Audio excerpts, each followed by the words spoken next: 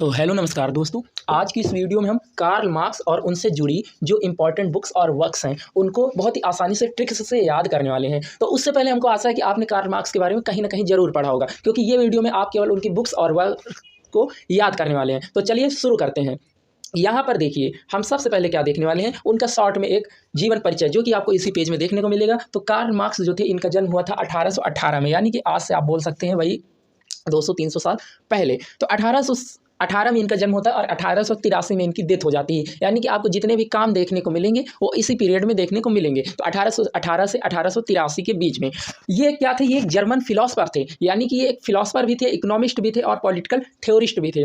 He uttered the communist manifesto with Frederick angels. इन्होंने communist जो manifesto है उसको लिखा था किसके साथ मिलकर, फ्रेडरिक एंजल्स के साथ लिखा था। इसके बाद इन्होंने advocating for class struggle and socialism, इन्होंने क्लास स्ट्रगल और सोशलिज्म के लिए एडवोकेट किया। His work including Das Kapital led the foundation for Marxism, जो इनका एक वर्क है, यानी कि दास कैपिटल, आपने बहुत नाम सुना होगा। तो एक यहाँ पे आपको शुरू में ही दास कैपिटल देखने को मिला। तो दास कैपिटल किसका वर्क है, तो वो है कार्ल मार्क्स का। इसके बाद influencing political movements and shaping ideas on capitalism and labour world wide, और दास कैपिटल ने और कार्ल मार्क्स ने, यानी कि उन्हीं का वर्क है, ये दास कैपिटल बुक है, दास कैपिटल, उसने ये पूरा शेप किया न्यू वर्ल्ड को। तो अब हम देखने वाले हैं एक एक बुक को बहुत ही आसानी से ट्रिक के साथ। तो चलिए शुरू करते हैं। यहाँ पर देखिए, पहला सबसे जो है वो है द प्लेयर। देखिए, किसी भी चीज़ की शुरुआत आप स्कूल जाते होंगे तो कहाँ से होती है, प्लेयर से होती है। अभी हम कार्ल मार्क्स पढ़ रहे हैं, है ना।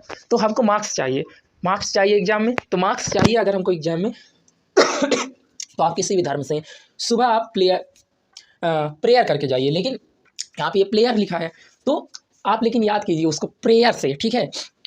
तो द प्रेयर यानी द प्लेयर, ठीक है। तो सेम है द प्लेयर यानी द प्रेयर। ये क्या है, पोएम। आप किस तरीके से आप गाएंगे, पोएम की तरीके। तो ये लिखी गई 1840 से में, मतलब 1818 में जन्म होता है, 1840 में पहली आप बोल सकते हैं पोएम लिखी जाती है द प्लेयर। आप प्रेयर से याद रखिए, ठीक है। सबसे पहले प्रेयर यानी प्लेयर, द प्लेयर पोएम है, गा के प्रेयर करेंगे तो वो 1840 में। तो आपको याद रखना है 1840 से शुरुआत होती। अब आते हैं, सुबह आप निकल गए, निकलने के बाद क्या होता है, अब सुबह निकलने के बाद जो हमारा ओला किससे जाएंगे, आपको कहीं जाना है, कहाँ किससे जाएंगे, ओला। तो औलानिम जो भी इसका प्रोनाउंसिएशन हो सही आप याद रखिएगा, OULANEM, औलानिम। तो औलानिम जो भी इसका प्रोनाउंसिएशन है, तो आप ओला से निकलेंगे। सबसे पहले प्रेयर यानी प्लेयर। फिर 1840 में, क्योंकि बस अब जल्दी निकलना है तो मार्क्स पाने तो जल्दी एग्जाम के लिए निकलना है, तो 1840 में सबसे पहले आप प्रेयर, फिर उसके बाद 1840 में ही ओला में बैठेंगे, चले जाएंगे, ठीक है। तो ये सब कार्ल मार्क्स से हैं, प्रेयर, ओलानिम। अब आते हैं आगे। इसके बाद अगला है यहाँ पे, हाँ, राइनिस जेट्यूंग, जो भी इसका प्रोनाउंसिएशन है, राइनिस जेट्यूंग। तो ये क्या है ना जब आपने ओला किया, ठीक है, ओला करने के बाद ये उस जगह का नाम है जहाँ पे आपको जाना है। और आपको एक चीज़ और बता दें कि जो कार्ल मार्क्स हैं, इनका जो जन्म हुआ था वो राइनलैंड है जो जर्मन में, वहाँ पे हुआ था। तो 1843 में आप वहाँ पे पहुँचेंगे। आपने जैसे सबसे पहले प्रेयर की, ओला में बैठे, ओला में पहुँच के कहाँ पहुँचे, राइन्स जिट्योंग। राइनलैंड आपने सुना होगा कई बार, तो वो 1843 में लिखी, राइन्स जिट्योंग, ठीक है। तो यहाँ से आपको ये याद रखना है। अब चलिए आगे बढ़ते हैं। अभी आपको ये पूरा याद होने वाला है, आप उस चीज़ की टेंशन बिल्कुल ना लीजिए, क्योंकि ये पूरा कनेक्ट हो जाएगा। अब आप वहाँ पे पहुँचेंगे, ठीक है। वहाँ पे पहुँचने के बाद देखिए, आपको मार्क्स पाने थे, यानी कि आप एग्जाम देने गए थे या फिर कोई चीज़ को देखने गए थे, हाँ। तो वहाँ पे जाने के बाद राइन्स जिट्यूंग जो लैंड है, आप बोल सकते हैं ये उनका वर्क है। लेकिन आप याद करिए कि वहाँ पर जाने के बाद आप क्रिटिसिज्म करेंगे, क्योंकि जैसे हम लोग शादी बारात में जाते हैं ना, वहाँ पे बोलते हैं अरे ये चीज़ अच्छी नहीं है, वो है, क्रिटिसिज्म करते हैं उसका। तो ये क्या है, 1843 में ही वहाँ पे तुरंत पहुँचते ही साथ criticism of Hegel's philosophy of rights, मतलब कि हीगल का जो राइट की फिलॉसफी थी उसको क्रिटिसिज्म करेगा कौन, मतलब कि कार्ल मार्क्स, ठीक है। तो criticism of Hegel's philosophy of right, यानी कि हीगल के यहाँ इनको जाना था, एक तरह से बोल सकते हैं। वहाँ पे ये सब इनकी फिलॉसफी चल रही थी, ऐसा राइट्स की, कि नहीं यहाँ पे ऐसा, यहाँ पे ऐसा। तो वो उसका एक तरीके से बोल सकते हैं क्या होगा, आलोचना, क्रिटिसिज्म होगा, है ना। तो यहाँ से आप कनेक्ट कीजिए। ये देखिए, ये स्टोरी थोड़ा सा डिफरेंट है, जो केवल याद करने के पर्पज़ से है। तो ये कुछ इस तरीके से बनाई गई है कि आपको याद हो जाए इनकी बुक्स। इसी तरीके और भी जो थिंकर्स हैं उनकी भी बुक्स आती रहेंगी। चलिए आगे बढ़ते हैं। आगे बढ़ने पे ये यहाँ पे क्या होगा कि जब क्रिटिसिज्म होगा तो सबको अच्छा पता चलेगा, ओ ये बात सही है। तो क्या होगा वहाँ पे क्रिश्चियनिटी भी जैसे एक तरीके से मान लीजिए सबको अच्छी चीज़ें सिखाती, तो वहाँ पे जब क्रिटिसिज्म करेंगे तो द एसेंस ऑफ क्रिश्चियनिटी, और वहीं तुरंत का तुरंत 1843 में तुरंत एसेंस ऑफ क्रिश्चियनिटी देखने को वहाँ पे मिलेगा। ठीक है, तो आइए शुरू करते हैं फिर से एक बार। हमने क्या क्या देखा, देखिए कार्ल मार्क्स, यानी कि हमको मार्क्स चाहिए तो सबसे पहले हम प्रेयर 1840 में करेंगे, 1840 में प्रेयर करेंगे, फिर ओला न्यूम यानी ओला में बैठ के तुरंत निकलेंगे वही 1840 में। फिर 3 साल बाद हम राइन्स लैंड में पहुँचेंगे। फिर वहाँ पे पहुँचने के बाद क्या होगा, कब पहुँचेंगे 1843 में। 1843 में ही हम वहाँ पे जाते ही साथ क्रिटिसिज्म ऑफ जो ईगल्स जो आप बोल सकते हैं राइट्स है ना, तो उनका क्रिटिसिज्म करेंगे। इसके बाद द एसेंस ऑफ, वहाँ पे क्या आ जाएगा, एसेंस ऑफ क्रिश्चियनिटी वहाँ पे आ जाएगा। तो इस तरीके से 5 बुक हमको याद हो गई, उनका टाइम पीरियड भी याद हो गया, जिसमें से 1840 और इसके बाद 1843 3 बार। अब आइए आगे बढ़ते हैं। आगे बढ़ने के बाद अगर आप देखें तो यहाँ पे आपको मैनस्क्रिप्ट्स, यहाँ पे जो है मैन्युस्क्रिप्ट्स, आपने मैन्युस्क्रिप्ट्स पर सुना होगा, तो ये मैन्युस्क्रिप्ट्स है। आप देखिए ये जब वहाँ पे क्रिटिक्स हुआ, एसेंस हो गया क्रिश्चियनिटी का, तो उसको क्या होगा कि अब कुछ लिख के दिखाओ, पेपर देने आओ, मार्क्स मिलेंगे। तो मैन्युस्क्रिप्ट आपको पता है ना, हाथ से लिखी जाती है। तो जब जाके एसेंस हुआ उसमें टाइम लगा, तो 1 साल बाद यानी 1844 में हम बोल सकते हैं आप कहिए कि मैन्युस्क्रिप्ट्स यानी मैन्युस्क्रिप्ट्स। ठीक है तो अब चीज़ें लिखी जाएंगी कब, 1844 में। तो मैन्युस्क्रिप्ट्स, ठीक है। तो चलिए ये लिख देंगे।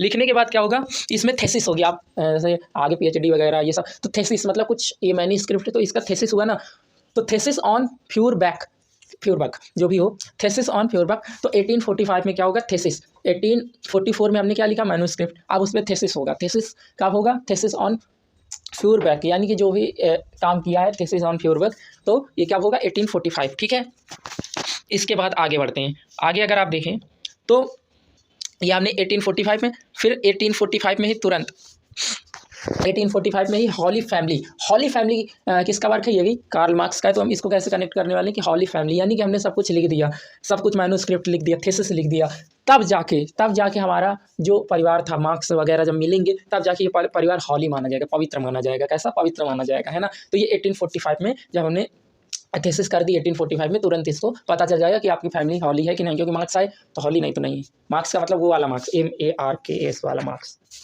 ठीक है, ये केवल स्टोरी है जो आपको कनेक्ट करनी है। चलिए अब आगे बढ़ते हैं। आगे अगर देखें जी, जब आपकी हॉली फैमिली बन जाएगी तो अब क्या होगा, अब यहाँ पे देखिए हॉली फैमिली हमारी कब बनी थी, 1845 में, 2 साल बाद यानी कि 1847 में एक जर्मन आइडियोलॉजी बनेगी। जर्मन आइडियोलॉजी मतलब आपकी फैमिली एक तरीके से हॉली फैमिली बन गई। तब तुरंत देखिए किसी के विचार आपके लिए नहीं बदलेंगे, है ना। तो वही जर्मन आइडियोलॉजी यानी कि उस थीसिस हॉली फैमिली के लिए 2 साल बाद 1847 में एक आइडियोलॉजी बनेगी, वो ऐसा है ना। तो वही कनेक्ट कीजिए स्टोरी से, ठीक है। तो जर्मन आइडियोलॉजी बनेगी वहाँ पे 2 साल बाद, ठीक है। इसके बाद अभी शायद एक बार आप इस वीडियो को 2x पे चला के रिवीजन करिएगा, आपको पूरी स्टोरी क्या, ये स्टोरी आपको याद नहीं रखनी, लेकिन आपको ये जरूर याद रहेगा, अच्छा ये कार्ल मार्क्स से रिलेटेड है, ठीक है। तो अब इसके बाद वहाँ पे क्या हुआ था, क्रिश्चियनिटी तक का एसेंस हुआ था, है ना। अब यहाँ पे क्या हो रहा है, यहाँ पे जब जर्मन आइडियोलॉजी बन गई 1847 में तो अब ज्यूज पर क्वेश्चन शुरू हो गए। क्रिश्चियनिटी आ गई, लेकिन अब 1848 ज्यूज पर, जो यहूदी हैं उन पर question, on the Jews question, ये कार्ल मार्क्स का में शुरू हो गया। मार्क्स लेने गए थे, देखिए स्टोरी कहाँ पे आ गई है ना। अब इसके बाद ज्यूज पर क्वेश्चन 1848 में, फिर इसके बाद जब ज्यूज वगैरह पे क्वेश्चन आने लगे तो अब आते हैं कार्ल मार्क्स बोलते हैं हटो, कम्युनिस्ट मैनिफेस्टो, हम अपना एक मैनिफेस्टो तैयार करेंगे। ये सब जो स्टोरी है सब बेकार है, जो अभी तक रिक्वायरी हिट वाले बता रहे हैं, सब स्टोरी बेकार है। नाउ 1848 में कम्युनिस्ट मैनिफेस्टो, कुछ नहीं, सब हटाओ यहाँ से, है ना। तो कम्युनिस्ट मैनिफेस्टो 1848 में आया, पूरी स्टोरी रद्द कर दी गई यहाँ से, खत्म।